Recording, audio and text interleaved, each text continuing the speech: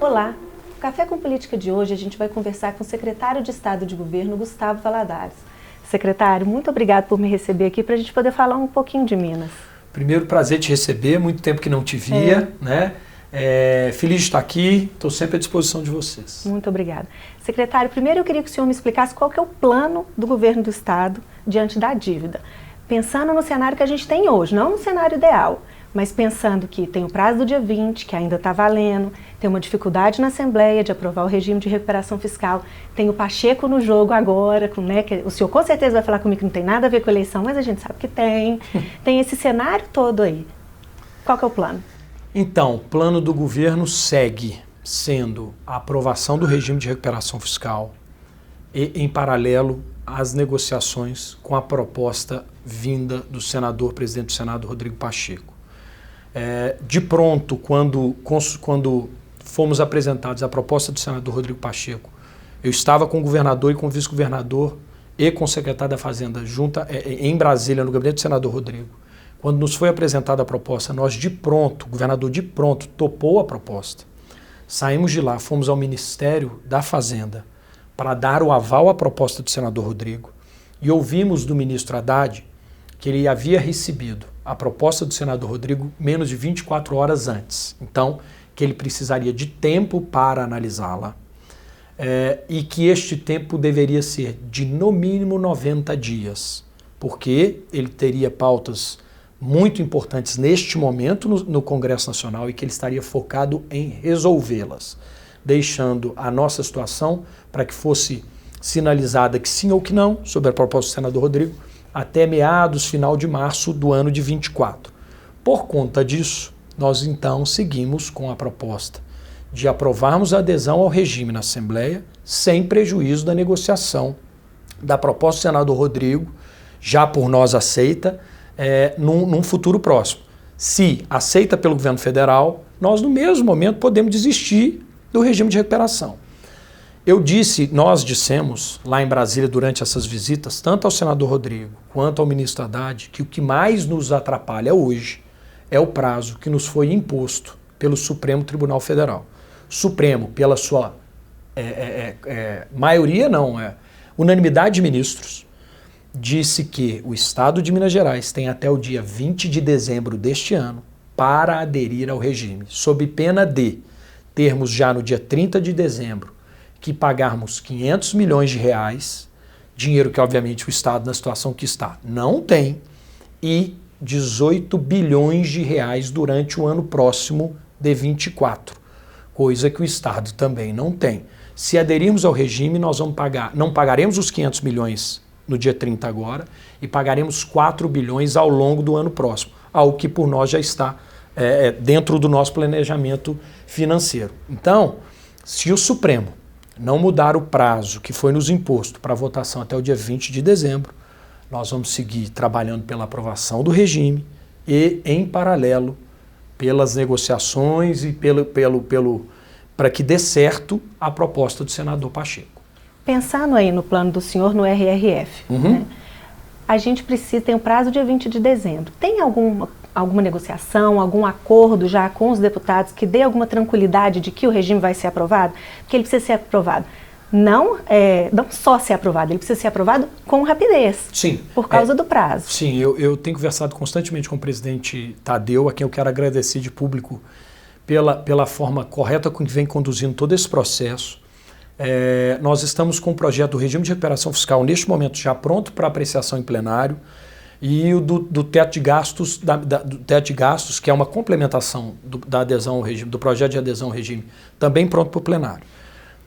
Nós estamos trabalhando agora no convencimento dos deputados. Com esta proposta do senador Rodrigo, eu não posso mentir, não vou esconder isso de ninguém, até porque esse não é um perfil nem do governo, nem mesmo meu. Criou-se uma nova dificuldade. Muitos deputados começaram a ver ali a possibilidade de não precisarem votar a adesão ao regime, porque eles acham que isso pode trazer um certo desconforto, enfim. E estão aí se segurando na esperança de que o Supremo dilate o prazo para a votação do regime. Então, eu estou tendo muito trabalho, sim, no convencimento das deputadas e dos deputados, mas eu sou um otimista por natureza, sabe, Marina? E eu acredito que acima das questões partidárias, acima desse incômodo que esse projeto pode trazer aos deputados, eu acho que acima disso tem que estar o interesse do Estado, não do governo. Porque esta adesão não é uma adesão de um governo, é a adesão de um Estado ao regime de recuperação. E é bom que a gente deixe claro, estados que vivem uma situação parecida com a nossa, Rio Grande do Sul, Rio de Janeiro e Goiás, já aderiram ao regime, continuam dentro do regime, mesmo sabedores que a qualquer tempo, basta o governador, numa cartinha de próprio punho, enviada ao ministro Haddad da Fazenda, falar assim, olha, eu quero sair do regime no dia seguinte. Nenhum desses estados saiu, por uma simples razão. E é por isso que nós temos essa convicção de que o caminho do regime é o único que temos até agora.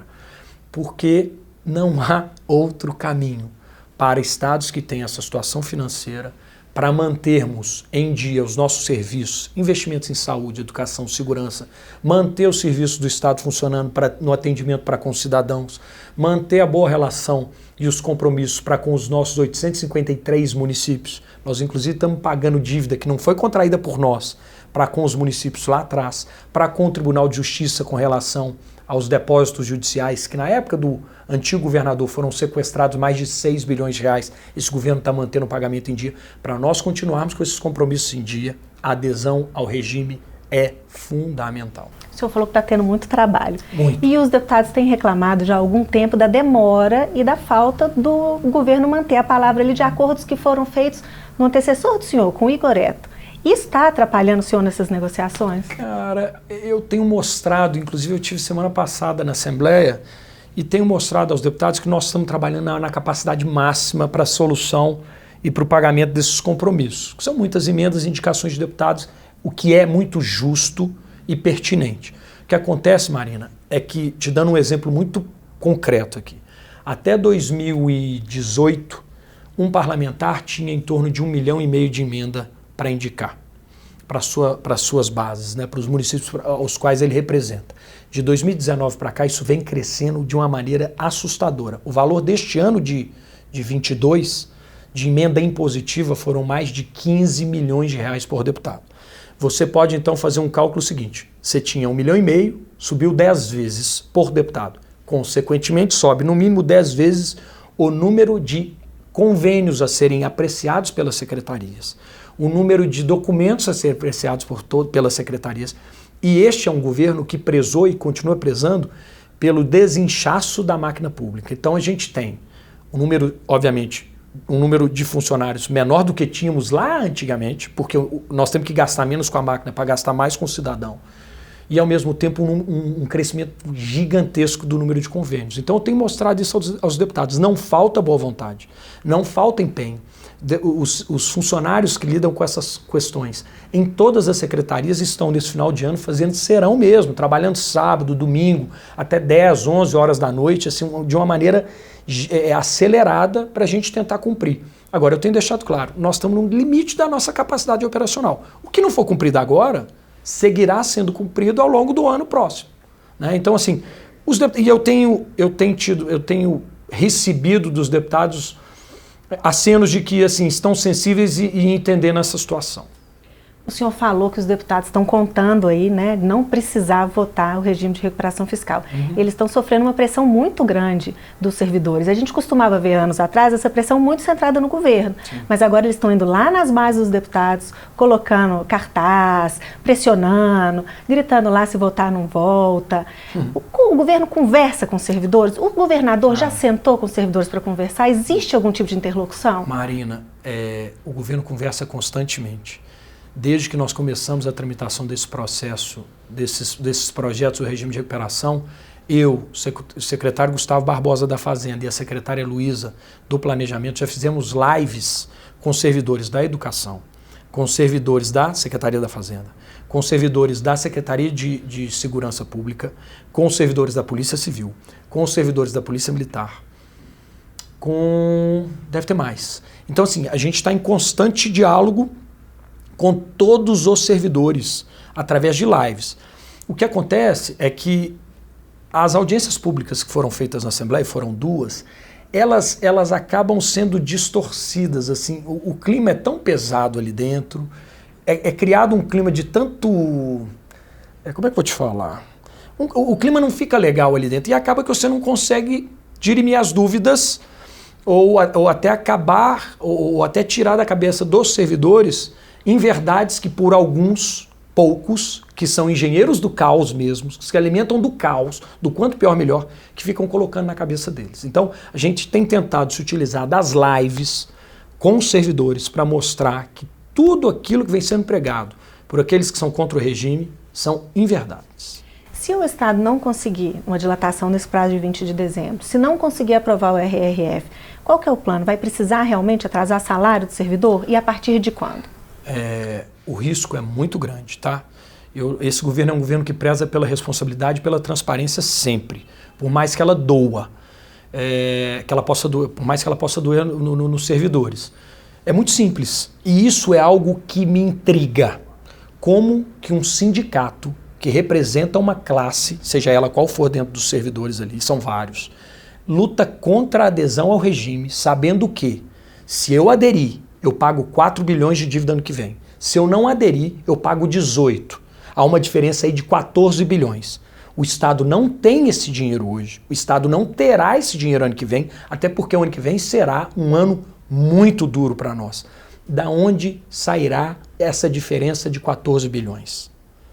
Se não do dinheiro que pagará salário de servidores, do dinheiro que pagará os fornecedores que estão hoje todos em dia, do dinheiro que é utilizado para manter em dia Instituto de Previdência de Servidor Civil e Militar, do dinheiro que se paga aos municípios, do dinheiro que se paga aos acordos firmados com municípios e com o Tribunal de Justiça.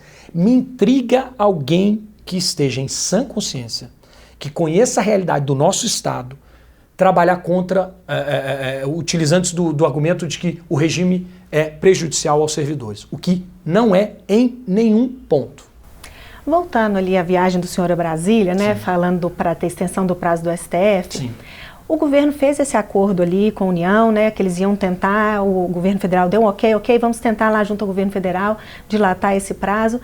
Por que o governo do Estado ficou, qual que era a estratégia? Por que o governo ficou esperando em vez de fazer um voo solo? Porque acabou perdendo uma semana e o governo meio que está com a corda no pescoço, se a gente for pensar em prazo. É engraçado não perde-se isso, uma né? semana?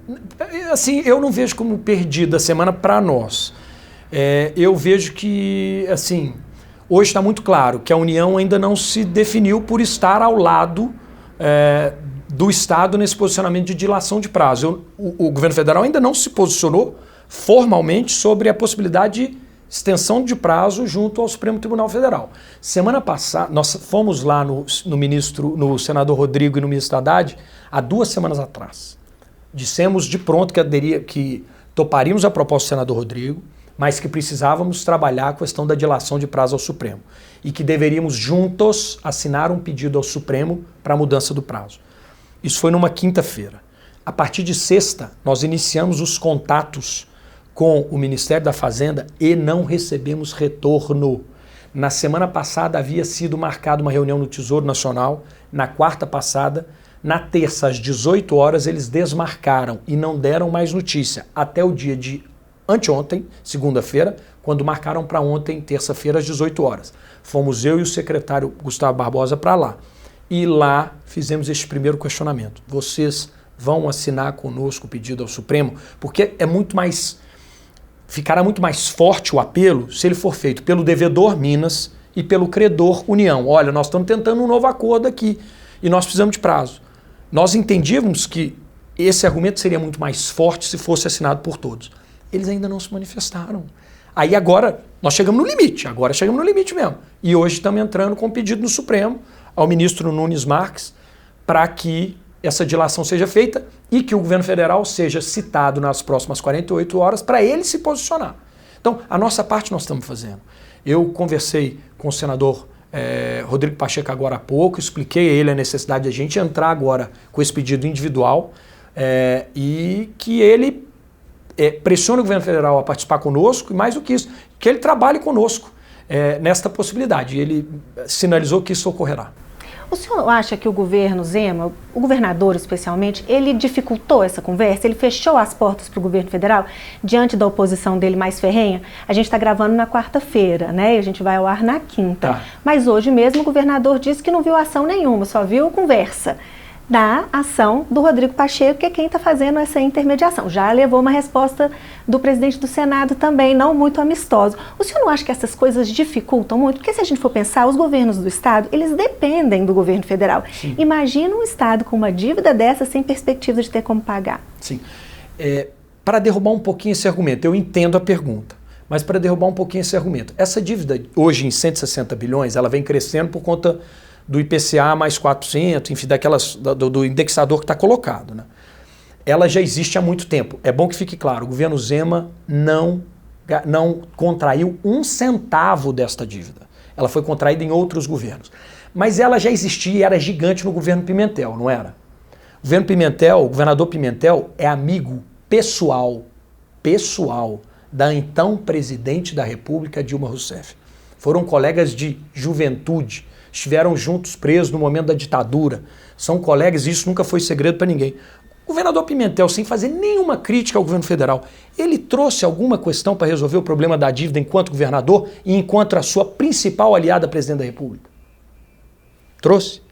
Não trouxe. Então, não é a questão de crítica ou deixar de criticar, seja A, seja B, seja C, que vai resolver o problema. Gente, nós estamos falando de uma dívida de 160 bilhões de reais. Ela não é no estalar de dedos que nós vamos resolver. Eu tenho visto e achado muito engraçado que nos últimos dias, talvez 30 dias, milhões de propostas tenham surgido para resolver o problema da dívida de Minas, né? Por que isso não surgiu antes? Por que essas figuras, por que estes atores a quem eu respeito, todos, sem exceção, por que estes atores não vieram com essas possibilidades diferentes do regime de recuperação antes? Por que só agora, quando o projeto está para ser votado na Assembleia? Então, assim, o perfil do governador é esse. Eu acho que o governo federal ele é maduro bastante, as pessoas que estão lá são maduras o bastante e têm uma vivência política gigantesca e grande o bastante para entender que é preciso separar o discurso político, as diferenças políticas da questão prática. O governo federal vai querer que Minas se torne um estado insolvente, que Minas vá à falência? É o que está em jogo agora. E outra questão importante, Marina, que a gente precisa deixar muito claro aqui. O projeto, o regime de recuperação fiscal, não é um projeto do governador Zema. Nunca foi. Este é um projeto que foi colocado como a única salvação para os estados que devem à União pelo próprio governo federal, à época do presidente Temer. Aí você pode falar assim, mas foi na época do Temer, não foi na época do Lula? O Lula manteve. O Lula prometeu agora, através do ministro Haddad, final de julho, início de agosto, inclusive, mudanças no regime que o tornariam ainda mais tranquilo. Mudanças, inclusive, que não foram nem colocadas no papel para serem encaminhadas ainda ao Congresso Nacional. Mas o governo Lula, se ele propõe mudanças ao regime, é porque ele defende o regime. Ou não? O governo federal pode a qualquer tempo falar assim, para regime, nós vamos tratar de outra forma com os estados devedores. Hora nenhuma ele fez isso, Marina. Então, o regime é uma proposta do governo federal, não é do governo Zema. É para nós hoje a única saída. Mas não é uma proposta nossa, é uma proposta do governo federal. Vá ao Tesouro Nacional. Perguntem ao secretário do Tesouro Nacional, Seron, se há hoje outra saída para os estados devedores que não o regime. Deixa o governo federal se pronunciar. Eu não vejo ninguém indo lá perguntar. Mas o senhor citou o Pimentel aí com uma relação muito próxima com a Dilma. Sim. E citou o indexador. Sim. Né? Uma das críticas ao governador Zema é que ele ficou quase como governador de uma tecla só desde 2019, dizendo que o regime de recuperação fiscal era a única solução. Agora, lá junto com os governadores do COSUD, já começa a discutir justamente o indexador que o senhor falou. Sim. O governo Zema não deveria, então, nesse raciocínio do senhor, ter aproveitado a gestão Bolsonaro, com a qual ele tinha afinidade, sim, também não era segredo para ninguém, para tentar, por exemplo, trocar esse indexador, que é o grande vilão da dívida agora? Não é o único vilão, né? Este movimento do indexador é um movimento realmente recente dos governadores que vivem esse problema e que terão, inclusive, reunião essa semana ainda sobre esse assunto. É um pleito novo. Mas a conversa do governo, do Estado de Minas para com a União, ela é permanente. ela não acontece só quando a imprensa dá, não. O secretário da Fazenda de Minas vai ao Tesouro Nacional e ao Ministério da Fazenda quase que semanalmente para tratar, dentre outras questões, a questão da dívida. Nós estamos em contato permanente. O que acontece, Marina, é que quem está lá também no governo federal não pode simplesmente falar assim, eu vou perdoar a dívida. Isso aí pode incorrer em problema no CPF de quem resolver seguir nesse caminho. Ninguém lá está confortável também em falar o seguinte, não, eu vou buscar eu vou propor aqui um outro caminho. Não é assim não, gente. São 160 bilhões de reais.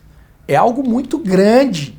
Então, assim, por vezes eu vejo alguns discursos muito superficiais, não sei se por desconhecimento ou se por disposição de criarem, de aumentarem o caos, mas são discursos muito superficiais. Os governos conversam constantemente, credor e devedor se falam constantemente, buscando soluções. Essa do indexador pode ser uma delas agora. E a gente espera que seja, inclusive, aceita pelo governo federal. O senhor está vendo boa vontade do governo federal para negociar? Por exemplo, o senhor e o Gustavo Barbosa foram a Brasília e saíram de lá sem uma resposta. Sim. Nessa quinta-feira, o Pacheco vai reunir com o Haddad. Provavelmente deve anunciar alguma coisa e se bobear até que vai se unir ao Estado. O senhor acha que o governo federal está deixando o governo do Estado fora, com medo do governo tirar esse protagonismo do Pacheco? Não. O senador Pacheco ele está tendo a devida importância em todo o processo. Por nós, pelo governo federal, pela imprensa, por todos que cobrem e acompanham a situação. O que eu estou vendo assim, eu vejo ainda com uma certa... como é que eu vou falar? Por parte do Tesouro, uma certa... Eu não sei se seria correto dizer desconfiança, mas assim, um sentimento de desconforto ainda com essa nova proposta. Eu ontem, na conversa que tive lá junto com o secretário Gustavo Barbosa, eu não senti 100% de adesão do Tesouro Nacional a essa nova proposta. E olha que ontem, terça-feira, nós levamos o presidente da Codemig para estar conosco lá, Tiago Toscano, para ele apresentar já ao governo federal o que é a Codemig, que é o nosso principal ativo para que se abata do valor da dívida, seguindo a proposta do senador Pacheco. Nós levamos ele e ele fez uma explanação a eles lá. Mas eu não senti ainda aquela vontade, gana em caminhar nesse sentido, não. Agora, para a gente encerrar, secretário, o senhor assumiu em agosto, se não me engano. Julho. Julho, 5 meses, Sim. Né? Diante dessa confusão toda, com a Assembleia ali com uma expectativa muito grande em cima do senhor que vinha de 6 mandatos, assim, agora vai ter alguém que entende a gente, que sabe como é que a gente funciona. E diante disso tudo, desse cenário, desse aperto, agora valeu a pena ter aceitado o cargo? Cara, se perguntasse para minha mulher, talvez ela falasse que não. Minha mulher e minhas filhas. Mas não, mas tem valido. Tem valido. Tem sido assim, desgastante. Não é fácil, é um mundo muito diferente. Eu lá da Assembleia, eu preciso me dar uma palmatória, assim, eu tinha uma visão muito simplória do que era o governo, mesmo depois de 20 anos. É algo muito complexo. E essa questão de estar vindo para cá como o primeiro parlamentar a participar do governo Zema, eu acho que criou na Assembleia uma expectativa muito grande e ao mesmo tempo criou aqui dentro do governo também. Lidar com essa pressão permanente dos dois lados é algo pesado. Não vou esconder não, é pesado. É pesado. A sorte é que eu não tenho mais cabelo para cair, né? Eu acho que só a barba para ficar branca, mas é bem pesado. A gente encerra então o Café com Política de hoje. Secretário, muito obrigada. Eu que te agradeço, estou sempre à disposição. Espero que a gente possa repetir isso tantas outras vezes sobre os mais diversos assuntos que a gente tem. Tem muita coisa para falar sobre Minas aqui, né? Combinado. Tá bem? Tá, joia.